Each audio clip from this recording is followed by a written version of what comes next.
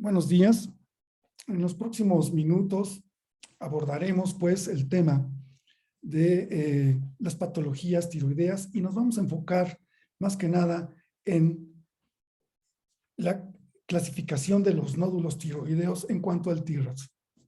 Pero no podemos dejar de hablar también de la elastografía en estas entidades patológicas.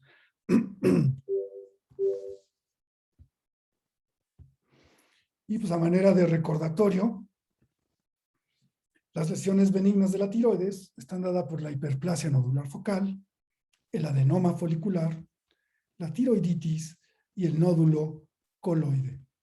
Y las enfermedades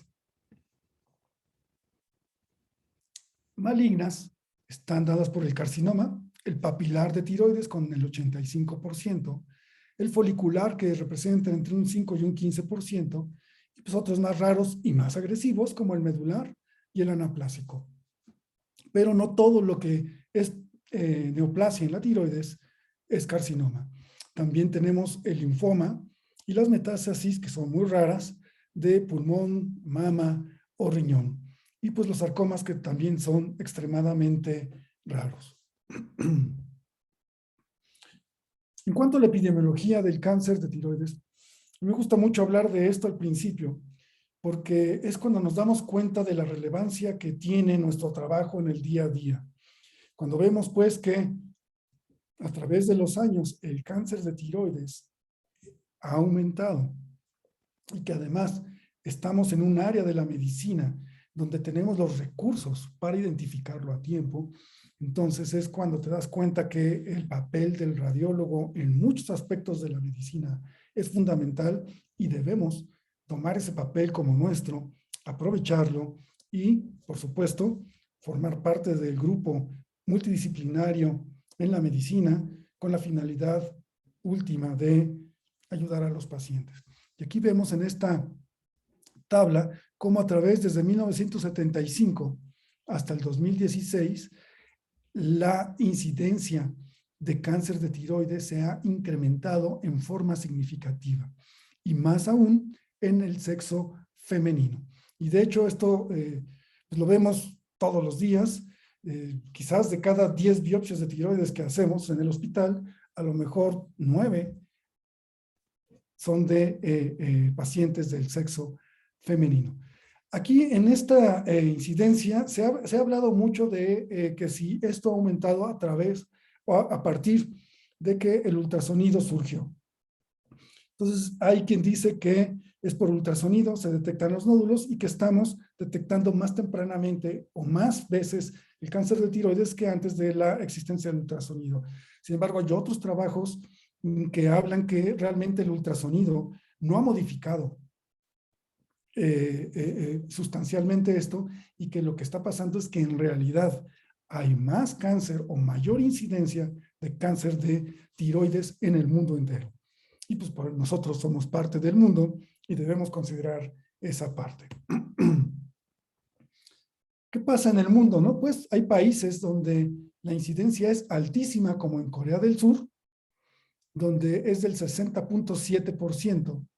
En otros países donde es menor, como en Estados Unidos, el 14%, y en México la incidencia es del 8.9%.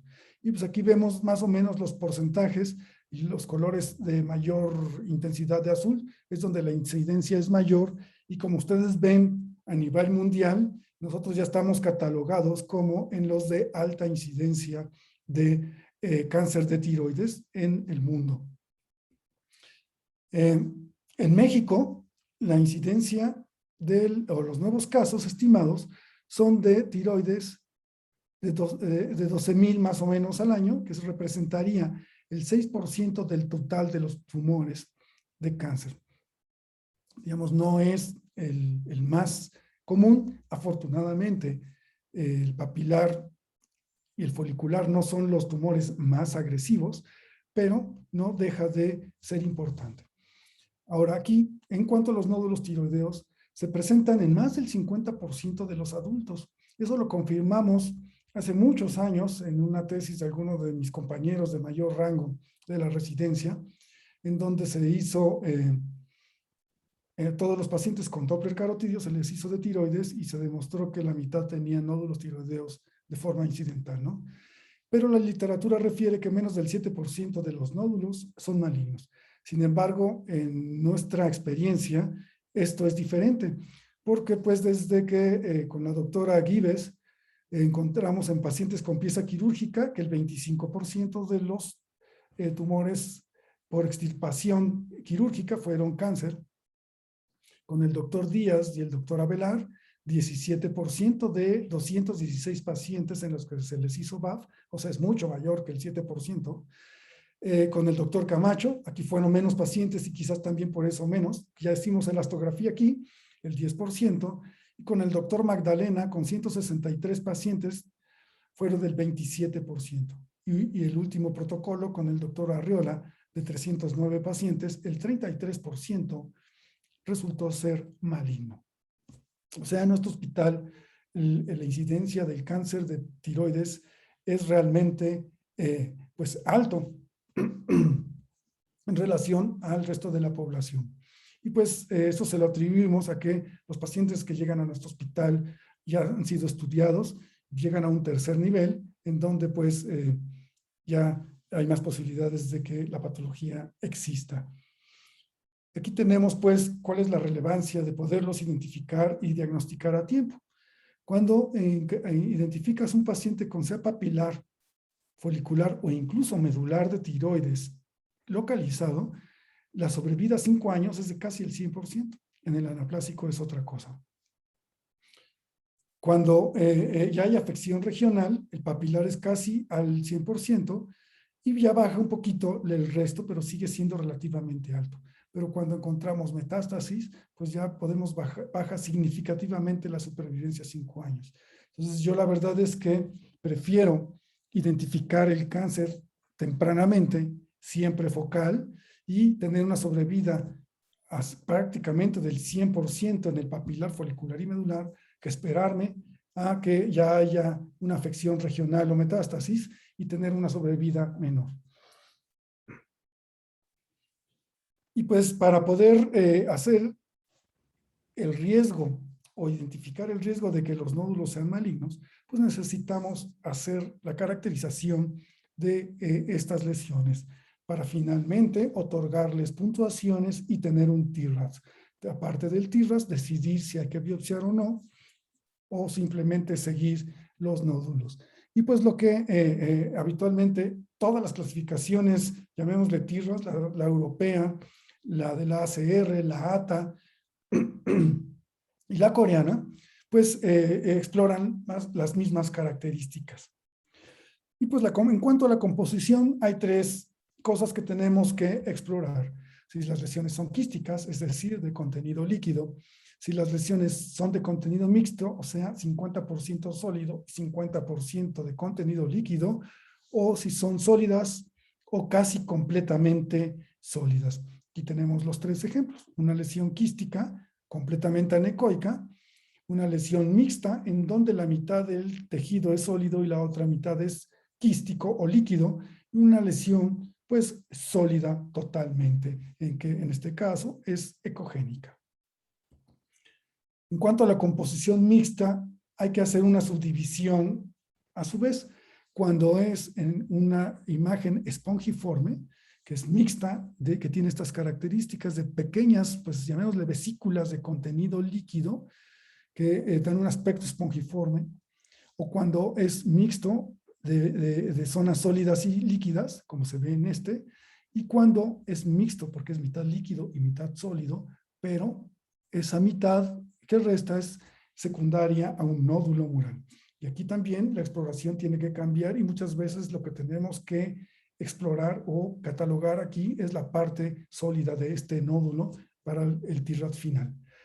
En cuanto a la ecogenicidad, lo podemos dividir en anecoico, que sería quístico, hiperecoico o isoecoico, lesiones hipoecoicas y lesiones muy hipoecoicas.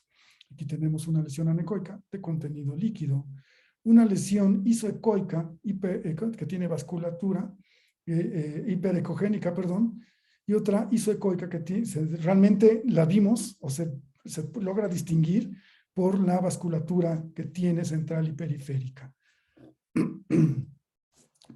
Pero lo más importante en cuanto a la ecogenicidad es distinguir entre hipoecoico o muy hipoecoico, porque en la ACR, muy hipoecoico son 3 puntos y hipoecoico son solo 2 puntos.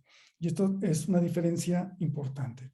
Aquí tenemos un nódulo hipoecoico en relación al parénquima tiroideo, porque se ve más negro o más oscuro que el resto de la tiroides, como se ve aquí, y muy hipoecoico. Muy hipoecoico es menor ecogenicidad que la parénquima tiroideo, pero que sea similar a los músculos adyacentes, como se ve en esta imagen, ¿no? El nódulo muy hipoecoico, que es igual de ecogenicidad que el músculo, y lo tenemos que catalogar como muy hipoecoico. La forma de los nódulos, si es más alto que ancho o si es más ancho que alto. Es aquí importante mencionar que se debe hacer siempre en el eje axial, como se ve en esta imagen. Siempre en el eje axial. Nunca podemos decir que es más alto que ancho o viceversa en el eje longitudinal. Siempre en el eje axial debemos de hacer esta apreciación. Además, no es necesario que lo midamos, ¿no? Porque muchas veces me dicen, no, es que sí es más alto que ancho porque mide 1 en el eje corto y 1.01 en el eje anteroposterior. Incluso la ACR te recomienda que lo hagas de manera más de apreciación que de medición. Y pues es muy válido hacerlo también con la medición, pero no, digamos, a lo que voy es que no se tienen que obsesionar que porque ya es 0.01 más alto que ancho, debemos de darle esta categoría y hacer una exploración mucho más objetiva. Y pues si es más ancho que alto, pues tiene las mismas dimensiones en sus dos ejes. Y aquí pues no tendríamos por qué medir el nódulo y pues está bien claro que es más alto que ancho. En cuanto a los bordes, debemos de clasificarlos en lisos y mal definidos, porque no dan mucho puntaje, lisos o mal delimitados. Incluso aquí también está mal delimitado y pues con la elastografía se puede hacer una delimitación mejor del nódulo más que por la ecografía en sí. Y aquí esto da pocos puntos. A diferencia de identificar un nódulo que tenga un contorno lobulado como este, o como este, que es mucho más característica de las lobulaciones de sus contornos. Y finalmente, la extensión extratiroidea. Aquí vale la pena decir que hay nódulos muy grandes que no tienen extensión extratiroidea como este, ¿no? Que está muy grande, prácticamente no vemos parénquima tiroideo, pero sus bordes son muy, muy bien delimitados. A diferencia de otros que sí tienen extensión extratiroidea porque se pierde la interfase de la tiroides con el resto de los tejidos, e incluso aquí hay afección e invasión del surco, esófago traqueal, y que pues, en este paciente hasta afección pues, del nervio recurrente laringio puede haber. En cuanto a los focos ecogénicos, se dividen en, focos ecogénicos que son, y los focos que tienen artefacto en cola de cometa, las macrocalcificaciones y las calcificaciones periféricas. Y pues aquí vamos a ver, este tiene un eco puntiforme, pero que tiene reverberancia. Entonces tiene cola de cometa y es normal. En este otro, que aparte de ahí ecos puntiformes, también tenemos un eco que proyecta sombra acústica y que es una macrocalcificación. Las calcificaciones periféricas, está el nódulo hipoecoico con un halo ecogénico que representa calcio alrededor de esta lesión, y los ecos puntiformes, que no tienen sombra acústica y tampoco cola de cometa. Es muy importante no confundir a los ecos puntiformes del artefacto en cola de cometa, porque el artefacto en cola de cometa da 0 puntos en el análisis TIRADS y los ecos puntiformes dan 3 puntos en la clasificación del TIRADS. Y pues aquí tenemos un eco puntiforme con ecos de reverberancia o cola de cometa posterior y estos ecos puntiformes que no tienen artefacto posterior. Es muy importante tener esto en consideración. Y también nos podemos confundir, sobre todo en los espongiformes, que se ven zonas muy ecogénicas y que pueden confundirse con ecos puntiformes y que en realidad es la brillantez que da los ecos después de haber atravesado un contenido líquido de los microquistes de los ecos de los nódulos espongiformes, a diferencia de los que realmente son ecos puntiformes. En cuanto a la vasculatura, la ACR ya no clasifica la vasculatura en los nódulos. Sin embargo, a manera de recordatorio se decía que los que tienen vasculatura central tienden a ser malignos y los que tienen circulación periférica o avasculares tienden a ser malignos. Y pues aquí, en estos ejemplos, este que tenía vasculatura central fue un papilar de tiroides, este que tenía vasculatura periférica fue solamente un adenoma, ya en el quirúrgico final, y un quiste coloide con reforzamiento acústico. También debemos explorar, aunque no forma parte del TIRAS, la afección de los ganglios linfáticos, los que son redondos o hinchados, de bordes lobulados, con pérdida de hilo graso, calcificaciones y heterogéneos, se deben de considerar sospechosos de malignidad. Y esto, pues, si tienes un TIRAS, cual sea que sea, con un nódulo como estos, que son heterogéneos, con degeneración quística, pues, digamos, ya tienes que considerar, pues, la posibilidad de hacer una biopsia al nódulo o tiroideo o incluso también al ganglio linfático, a diferencia de los benignos que tienen hilo graso, vasculatura central, son ovoideos y que no tienes que hacerle nada. ¿Cómo se reporta? ¿Cuándo realizar las biopsias? ¿Y qué recomendaciones para el seguimiento de los nódulos tenemos que tener? Pues el cómo se reporta, pues tenemos aquí varias maneras de reportar un nódulo y es donde entramos ya de lleno a los TIRADS. Pero no podemos entrar al TIRADS sin haber visto las características de las lesiones que hacen que nos den los puntajes en los TIRADS. Y pues aquí tenemos 7 entidades o grupos que catalogan a los nódulos tiroideos. No vamos a ver todas ellas, pero sí las más importantes. Y pues bueno, la primera de ellos es la de la ATA, por sus siglas en inglés, en lo que ellos clasifican a los nódulos tiroideos en muy sospechosos, una sospecha intermedia, sospecha baja, muy baja o son completamente benignos. Y ellos lo que dicen es que si un nódulo es sólido e hipoecoico y además tiene alguno de los siguientes, se cataloga como muy sospechoso, que son bordes lobulados, microcalcificaciones, más alto que ancho, anillo calcificado y extensión. Ustedes se fijan aquí, realmente con que sea un nódulo hipoecoico y tenga cualquiera de estas, y mida más de 1 centímetro, pasa directamente a la biopsia. Y ellos mencionan que tiene un 70 al 90% de posibilidades de ser un nódulo benigno. Aquí cuando ya hay cierto grado de discrepancia con todas las clasificaciones de TIRADS. Si ustedes se fijan, la ATA realmente va a biopsiar prácticamente cualquier nódulo hipoecoico que mida más de 1 centímetro. Y ellos dicen que si mide menos de 1 centímetro, se debe dar seguimiento entre 12 y 6 meses. Cuando la sospecha intermedia es cuando es un nódulo igual que el anterior, sólido hipoecoico, pero que no tiene una de las características aquí mencionadas, ¿no? O sea, es un nódulo hipoecoico sin microcalcificaciones, sin extensión extratiroidea y que no es más alto que ancho, pero aún así, si es de más de 1 centímetro, te recomiendan la biopsia. Si el nódulo es de sospecha baja, puede ser hiperecoico o hipoecoico, pero que no tenga ninguno de estos factores, pero también nos dice que si es igual o mayor a 1.5, hay que biopsiarlo.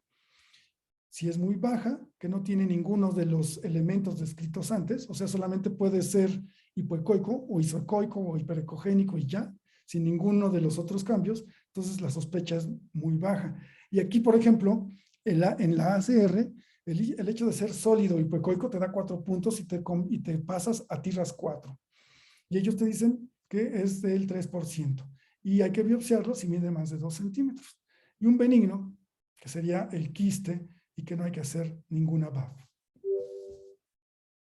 Este es la ATA, que es la Asociación Americana de Tiroides. el TRAS europeo. Esto es importante porque muchos me preguntan que, cuándo usar el A, B o C. Y ahorita vamos a identificar cuándo se debe usar. Y vamos a ver, por ejemplo, el TRAS europeo cataloga al TRAS 1 como normal, a diferencia de la ACR, que el 1 ya no es normal, es un nódulo espongiforme o quístico. Y la europea, TRAS 1 es igual a normal. Entonces, por lo tanto, no hay que hacer BAF. El TRAS 2 europeo se cataloga una lesión benigna que es muy parecido al TRAS 1 de la ACR, que es o quístico o espongiforme y no se debe hacer biopsia. El TRAS 3 de un riesgo bajo, si así ya te dicen, debe ser un borde debe ser ovoideo con un borde liso, isocoico o hiperecogénico.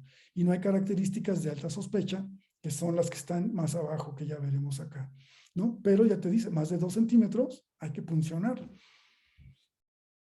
Y el de riesgo intermedio, que es lo mismo que el anterior, pero ya se vuelve hipoecoico, y si mide más de 1.5 centímetros hay que biopsiar. O sea, nódulo hipoecoico de más de 1.5, pícalo, te dice el europeo. Y de riesgo alto que tenga, que sea más alto que ancho, márgenes lobulados, calcificaciones o micro o macro. Aquí, por ejemplo, la ACR dice que ya no son microcalcificaciones, sino ecos pontiformes, pero pues vaya, para fines prácticos es lo mismo. Y la hipoecogenicidad marcada del nódulo sólido, y que hay que funcionarles cuando miden 1 centímetro y menores de 1 centímetro. Hay que dar vigilancia activa, que esto se parece mucho a ACR, que te dice que no hay que puncionar incluso un nódulo TRAS 5 de menos de 1 centímetro. Hay otras clasificaciones, como la coreana, en la que también divide del TRAS 1 al 5. Y aquí es donde a veces me preguntan, ¿pero cuándo debo usar ABC? Pues si usas la coreana, el TRAS 4 se subdivide en TRAS A, B o C.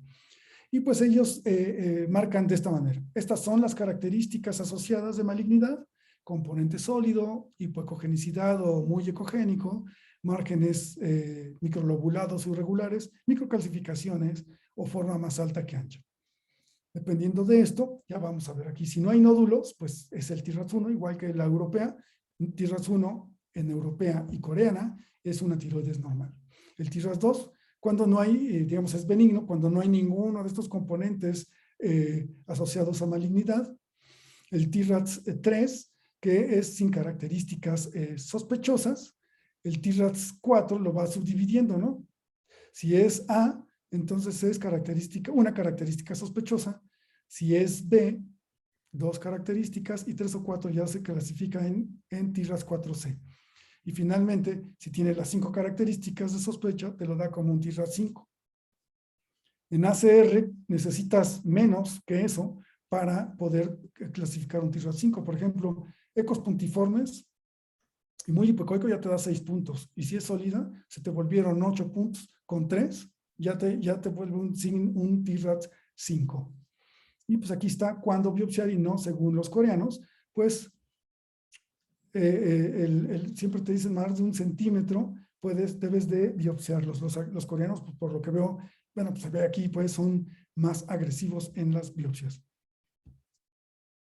Finalmente, la ACR, que es la que hemos adoptado en nuestro medio, en nuestro hospital, y que además también ya el grupo clínico es la que más toma en cuenta. Ahí los endocrinólogos también toman mucho la ATA, pero en general la ACR ya está, digamos, viéndose en todos los gremios clínicos. Y pues que es parecido a lo que hemos visto antes: la composición, ecogenicidad, la forma, margen y ecos puntiformes. Dependiendo de cada uno de ellos se le da puntos, que pueden ser 0 puntos o hasta 3 puntos, dependiendo de las características. Aquí está, por ejemplo, el que es más alto que ancho, como les decía, da 3 puntos, y si no, pues solamente da 0 puntos. Y una vez que tenemos esa clasificación, podemos ir del TRAS 1 al 5, basado en los puntos, y aquí debemos decir cuándo hay que biopsiar o cuándo no. Si es un TRAS 1 o TRAS 2, no hay que hacer biopsia. Y a partir del TRAS 3, sí hay que hacer biopsia si mide más de 2.5 centímetros. Hay que hacer biopsia en TRAS 4 de más de 1.5 y hay que hacer biopsia de más de 1 centímetro en TRAS 5. Aquí hay cosas importantes que debemos de considerar y es en cuanto a los ecos puntiformes. En todas las otras categorías solamente puedes otorgar una de ellas. Por ejemplo, en la composición. Solo puedes escoger entre espongiforme o mixto o sólido. No puedes escoger, es que tiene sólido más espongiforme. O no puedes decir que aparte de ser hiperecogénico, tiene algunas zonas hipoecoicas y escoger 2 puntos. A diferencia de los ecos puntiformes, donde sí puedes escoger más de uno, es decir, si tú tienes un nódulo con macrocalcificaciones, le das 1 punto, pero además tiene ecos puntiformes, entonces le das los 3 puntos. Y en este le sumas 1 punto por una macrocalcificación más 3 puntos por ecos puntiformes, ya puedes tener 4 puntos solamente en esta, a diferencia de las otras en las que solamente puedes escoger un solo rubro. Y aquí están las posibilidades de cáncer. Por ejemplo, en la ATA ya vimos que un nódulo de alto riesgo te da hasta 90%, y en la ACR, el de mayor riesgo, el TIRAT5, te da el 35% de posibilidades. Y esto se parece más a nuestras experiencias, ¿no? Porque nosotros procuramos funcionar, ya vaya, los TIRATs 3 y 4 de sus diámetros correspondientes, y los 5 de más de 1 centímetro. Y corresponde esto bien porque nosotros en el último trabajo tenemos 33% de cáncer de tiroides en BAF. Ahora, después de que hemos hecho ya todo este análisis, ¿qué es lo que tenemos que considerar en el reporte? Pues vaya, obviamente decir que TIRATS es y medir en el eje longitudinal y anteroposterior y transversal con la finalidad de comparar los estudios previos. La localización, si es en el lóbulo derecho izquierdo, istmo superior, medio anterior. Esto es bien importante que incluso lo puedan hacer con algunas tablas para que cuando hagan seguimiento no haya discrepancia. Es un consejo para que haya siempre continuidad y que la próxima vez que vaya el paciente, en la tablita ya vayas viendo cuáles son los nódulos que viste, cuánto midieron, etcétera, etcétera. Y también solo es necesario reportar los 4 nódulos con el mayor TIRATS. Hay pacientes que tienen N número de nódulos, pero si reportas los 4 más, con TIRATS más altos, es suficiente. Hay medios donde les gusta que si son 10, reporten 10. Sin embargo, la ACR nos recomienda que con 4 es más que suficiente. Ahora, ¿cuándo se considera que el crecimiento del nódulo es significativo? Cuando el incremento es del 20% en los 2 ejes o el incremento del volumen es igual o mayor al 50%. Por eso es que se recomienda hacer las mediciones para poder ir viendo pues la evolución en cuanto al tamaño de los nódulos. Y en cuanto al seguimiento, si tienes un TIRAT5 mayor de 1 centímetro, pues hay que hacerle BAF. Pero si es menor de 1 centímetro, hay que hacerle seguimiento durante 5 años cada año. Y si es un TIRAS 4, hay que hacerle seguimiento cada año los primeros 3, dejarlo descansar al 4.º año y volverlo a hacer al 5.º año. Si no creció ni cambió, entonces ya dejas de hacer el seguimiento. El TIRAS 3 es al 1.er año, al 3.º y al 5.º año, y los TIRAS 2 y 1 no hay que hacerles ningún tipo de seguimiento. Esto es lo que recomienda la ACR. Sin embargo, ya en el día a día, incluso hasta los pacientes quieren hacerlo antes, porque se sienten, pues vaya, intranquilos, y pues hay que considerar también, pues, lo que el paciente siente. No nada más es lo que dice la literatura, y solamente estamos viendo nódulos porque son o no hipoecoicos, y miden tanto, entonces, como yo soy el que leí el artículo, no le voy a aplicar su nódulo, y también tenemos que considerar esa parte, pues, de las sensaciones o el estatus mental de los pacientes a la hora de realizar una biopsia. Y esto pues daría hasta incluso paso para un protocolo de investigación con el servicio de psiquiatría para ver pues si estos factores pueden incluirse en la decisión o no de tomar una biopsia. ¿Qué hay que hacer con un TIRAS menor a 1 centímetro? Que era lo que les comentaba hace rato. Primero, pues ver el paciente, ¿no? O sea, el entorno clínico completo. Y pues, si es menor de 4 milímetros, de plano, sí, no hay que puncionarlo, nos recomienda la ACR. Si es entre 5 y 9 milímetros, hay que valorar el contexto clínico y la decisión del paciente, que es muy importante.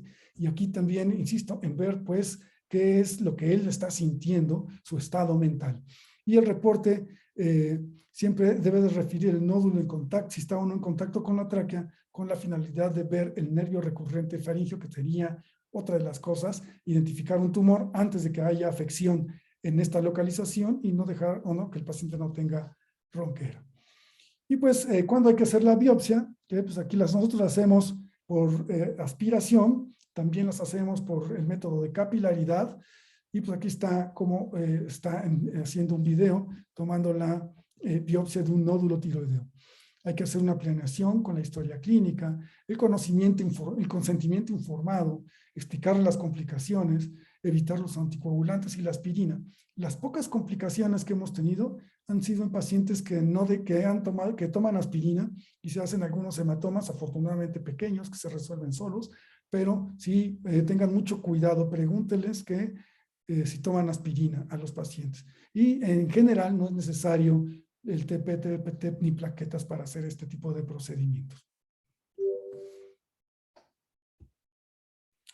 En cuanto a la aspiración, pues hay las agujas pueden ser desde 22 hasta 27, la jeringa entre 2 y 20, esto ya cada quien se va acoplando a como le vayan o se sienta mejor. Puede ser por acción capilar, que es sin compresión, son menos complicaciones, por aspiración o con aguja de corte. Aunque solo es 10% mejor la aguja de corte según algunos artículos, y sí se tienen más complicaciones. En cuanto a la biopsia, pues las ventajas del ultrasonido con respecto a la biopsia a ciegas es que pues estás viendo la aguja en todo momento y que puedes hacer punciones de nódulos muy, muy, muy pequeñitos. El patólogo siempre nos va a reportar si la muestra es insuficiente, que eso es lo que nunca quieres ver, que la muestra sea insuficiente porque hay que volverla a hacer. El Bethesda 2, que es una lesión folicular benigna. Y aquí tenemos otros dos problemas, el TIRAS 3 y el TIRAS 4, porque el TIRAS 3 te dice atipia de significado indeterminado y el TIRAS 4 dice que es una neoplasia folicular, pero no sabemos si es benigna o maligna. Y el 5 y el 6 ya no tenemos problema porque ya es muy sugestivo de malignidad. Aquí tenemos pues las células que reporta el patólogo, desde una lesión folicular benigna hasta otras que ya son malignas con fartes papilares y inclusiones nucleares, como se ve allí. Y pues vaya, aquí cuando hay que volver a repetir, cuando nos dicen que hay pura sangre, como en la imagen que se ve allí, pues tenemos un problema, ¿no? Hay que volver a hacer la biopsia y por eso es importante ahí poder tener los transitológicos, no siempre se tiene esa oportunidad. Sin embargo, cuando la tengas, utilízala y yo te les voy a explicar por qué. Cuando la masa crece, el Bethesda 1 y 3 son los que hay que repetir. Incluso nosotros en el hospital, en conjunto con los endocrinólogos, estamos haciendo un protocolo de investigación en la que si tenemos un nódulo tiroideo, TIRAS 3 o 4, estamos haciendo una biopsia con corte automático. Con la finalidad, porque muchas veces estos pacientes por ese Bethesda caen en el quirófano y lo que queremos es evitarlo. Entonces estamos viendo si podemos transformar una cirugía en solamente un seguimiento del nódulo. Y con esto hacemos que el paciente disminuya riesgos de complicaciones y que además viva con su tiroides por más tiempo o por mucho tiempo con este tipo de pues, procedimientos, ¿no? Si es Bethesda 3 o 4, les estamos haciendo la biopsia. Llevamos pocos pacientes todavía, pero estoy seguro que posteriormente tendremos resultados y si es posible, pues los compartiremos con ustedes. Y aquí les voy a decir por qué es importante hacer los transitológicos. No todos los patólogos, como la doctora Gómez, les gusta hacerlo así y cuesta mucho trabajo, pero miren cuando empezamos a hacer esto, de entrada hice un análisis retrospectivo y el 60% salía insuficiente, suficiente. Nada más por hacerlo con transitológico, en cosa de una semana o dos, nos subimos al 85%. Y el día hasta donde hicimos esto, con el 90%, y si quitas algunas lesiones quísticas, te vas hasta el 95% de muestra suficiente cuando haces transitológicos. Por eso mi recomendación es que lo hagan. No siempre se puede, no todos los patólogos les gusta, pero si tienen la oportunidad, no la desperdicien. La otra parte de la exploración o el complemento del TRATS es la aplicación de la elastografía, que ya hemos hablado en las sesiones anteriores, que no vamos a profundizar en esto de nuevo, que hay la compresiva, la shear wave, donde sí tenemos mediciones, y que ya en la tiroides hicimos un protocolo con el doctor Camacho, en donde se dividieron en las Asteria, que es desde Asteria 1 hasta Asteria 4 o D, y se clasificó en muy blandos, muy duros homogéneos y en intermedios con diferentes matices de rigidez. También en estos mismos pacientes se les aplicó elastografía semicuantitativa, donde pues se medía el nódulo y se comparaba con la parte sana y se vio la rigidez o la proporción de la rigidez, como en este caso que el 1 es el tejido sano y 4.2 veces más duro el nódulo, y finalmente esta proporción dio como un cáncer de tiroides. Aquí se ve la imagen esta de frijol en café, propia de las lesiones malignas. Y pues vaya, ¿y qué fue lo que sucedió? Que cuando usamos el Asteria 4 o D, nada más el simple hecho, antes de la prueba, si no hacemos la prueba con Asteria, tenemos el veintitantos % de posibilidades de tener cáncer de tiroides. Si además utilizamos la prueba de Asteria 4 o D, subimos al 80% de posibilidad de tener cáncer. Entonces, si tú tienes un nódulo tiroideo y además con una Asteria 4D, la posibilidad se te incrementa mucho de posibilidad de diagnosticar cáncer con elastografía. Aunque si ustedes ven aquí, la sensibilidad y la especificidad no es la más atractiva que digamos, pero de que es de utilidad la elastografía, es de gran utilidad. Y aquí es donde debo decir que la elastografía no diagnostica cáncer. La elastografía ayuda a tomar buenas decisiones en el análisis con TRATS, como en este caso, o en estos casos. Y pues, ¿qué pasa con la proporción? La proporción nos fue menos eficiente. Estas fue en la sensibilidad y especificidad que tuvimos, y de veintitantos % subimos a 50% de posibilidades cuando la proporción es de más de 4%. En nuestro protocolo es, digamos, el Asteria nos dio más información. O sea, una Asteria 4 o una Asteria D es más relevante en el diagnóstico de cáncer que una proporción de más de 4. Y en este protocolo, pues tuvimos algunas equivocaciones y hubo nódulos que dimos como probablemente malignos y nos equivocamos. Y cuando utilizamos la proporción de Asteria, nos equivocamos en todos los que fueron sólidos completamente. Fuimos, sí fue certeza, una Asteria D, y finalmente fueron Bethesdas 4 y 6. Pero nos equivocamos, una Asteria D que dimos fue Bethesda 2, y lo que pasó retrospectivamente en el análisis es que tenía un componente líquido. Entonces, el líquido nos dio falsos positivos. Lo mismo nos sucedió con el análisis de los nódulos en el aspecto semi-cuantitativo, donde cuando correlacionó cáncer con la dureza alta, los nódulos eran sólidos, y cuando nos equivocamos, los nódulos tenían un componente líquido.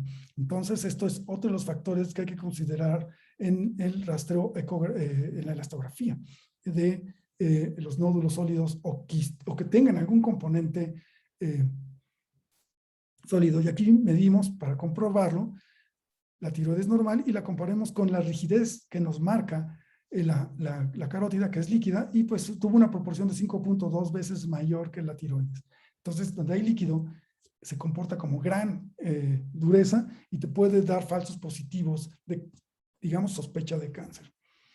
Aquí vemos lo que ya les había comentado en las demás, que hay que medir más que nada todo el nódulo para tener un promedio, porque si mides muchas chiquitas, puedes tener proporciones de 2.3 por arriba del parénquima normal, o incluso proporciones de menor rigidez en el mismo nódulo.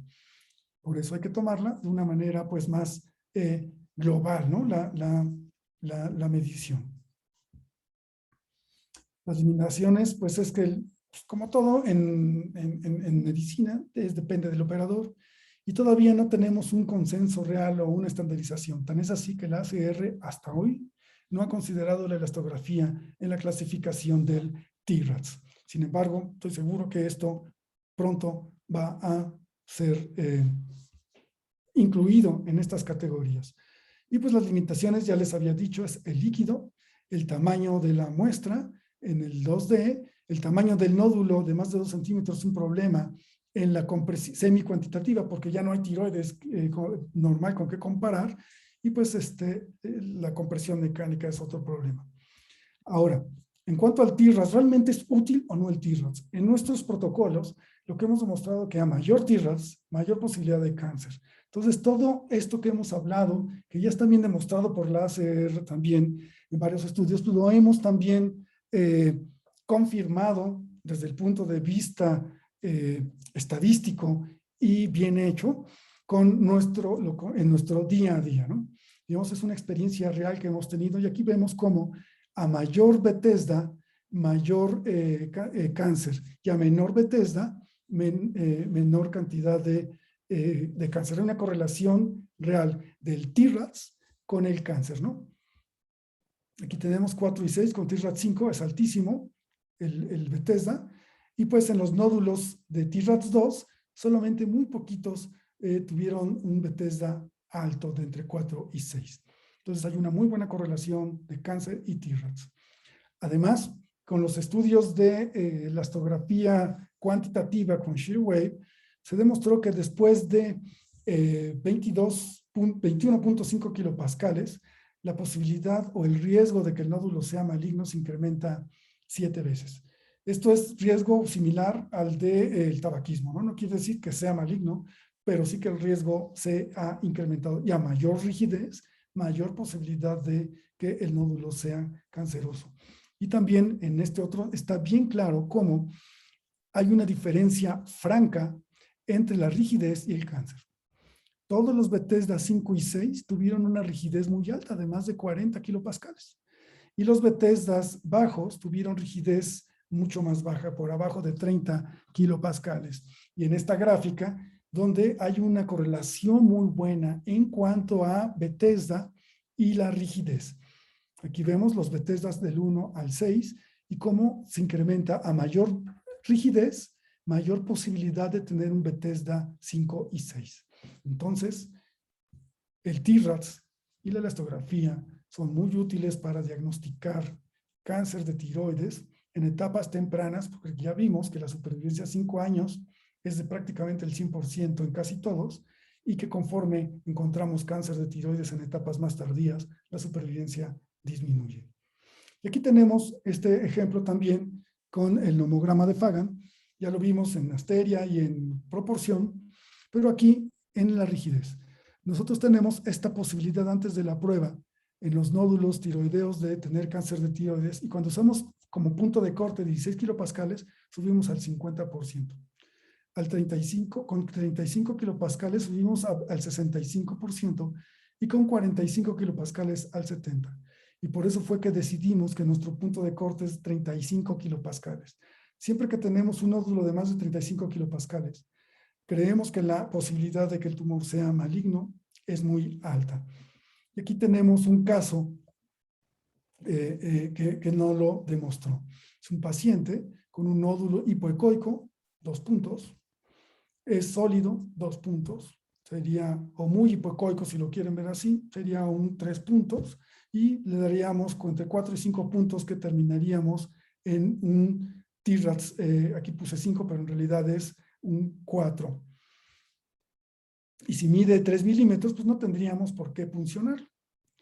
Pero ¿qué pasa? Que en la hora de hacer la elastografía, hicimos muchas elastografías, y pues siempre teníamos kilopascales altísimos, ¿no? De más de 35 siempre. Entonces fue por eso que decidimos hacer una biopsia de un nódulo de 3 milímetros, y finalmente el patólogo nos reportó, aquí están el signo del café, de un cáncer papilar de tiroides que se diagnosticó o que se tomó una decisión de tomar la biopsia, no por el TRAS como tal, sino por el complemento que hicimos con elastografía. Entonces, digamos, la elastografía y el TRADS deben ir tomados de la mano y tomar las decisiones correctas. Vuelvo a decir, la elastografía no diagnostica cáncer. La elastografía ayuda a tomar decisiones correctas para el diagnóstico temprano del cáncer, porque el análisis histopatológico no puede, nunca va a superar, pues, a todas las otras técnicas, o no por lo pronto. Muchas gracias.